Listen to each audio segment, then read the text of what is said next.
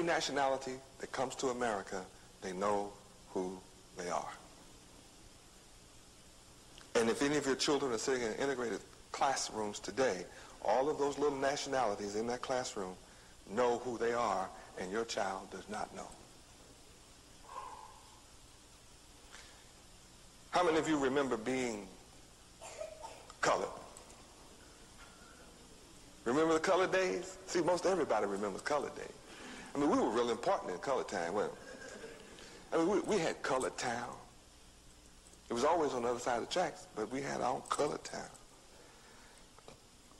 We had things named after us as colored people. We had colored waiting rooms. So a lot of other people didn't have that. We had our own room, colored waiting room. We even had water fountain couldn't nobody else drink from but us. I mean, we had it made in those days. Hey, look, all you other nasty breath people, get away from our fountain. Now, this is a colored water fountain. You better get away from here, right?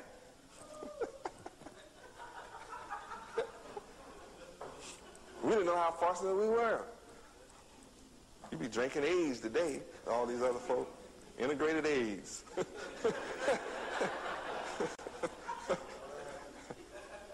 We were world renowned with our name, the colored people. We had organizations named after us all across the planet, right? Everybody. National Association for the Advancement of Colored People. Wasn't that awesome? I think that organization's still hanging around. Colored organization. And when we looked at our driver's license, what was on it? Say, what's your nationality? What did we have on there? Colored, the big C. Got ready to go out the country? What's your nationality? Boy, colored.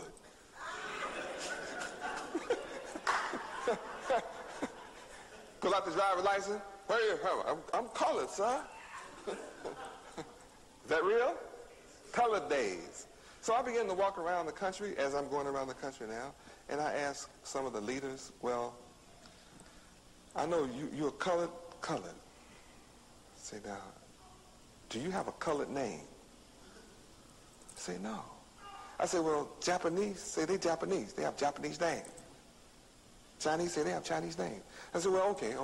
Do you speak Colourese? They said, no. I said, well, Japanese speak Japanese. Chinese speak Japanese. You know? Spanish people speak Spanish. Why are you so different? You trying to be funny, man? No, I'm not being funny. I'm asking a question. It's logical. Well, is there a place on the map called Colored Land? I say, no. I've never seen a colored land. You ever seen colored land? No. So everybody else has a land. Japanese have Japan. Chinese have China. Mexicans have Mexico. You know, Cubans have Cuba. Where's your colored land? Hey, they don't have none.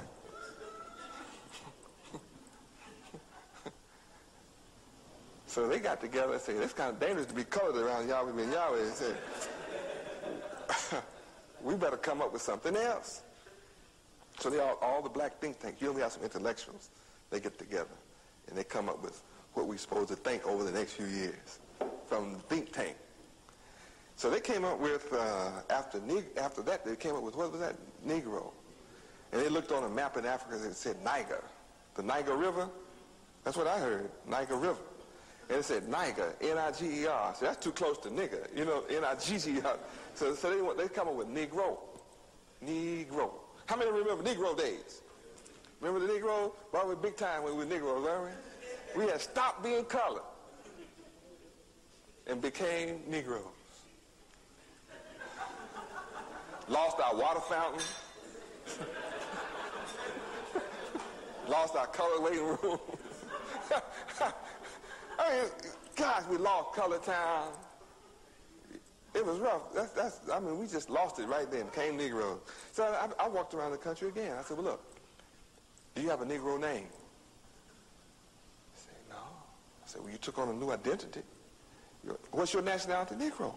But do you speak Negroese? No. Everybody else speaks a language after what they are, after their nationality. Well, is there a land called Negro land? And they hollered, no. They said, boy, y'all got us again. So they had to call another meeting.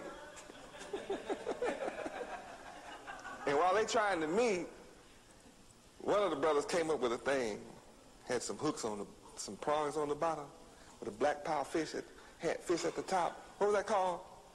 Picks, yeah, you know, hair picks. What kind was that called? Afro. How many remember the Afro day? Dashiki day.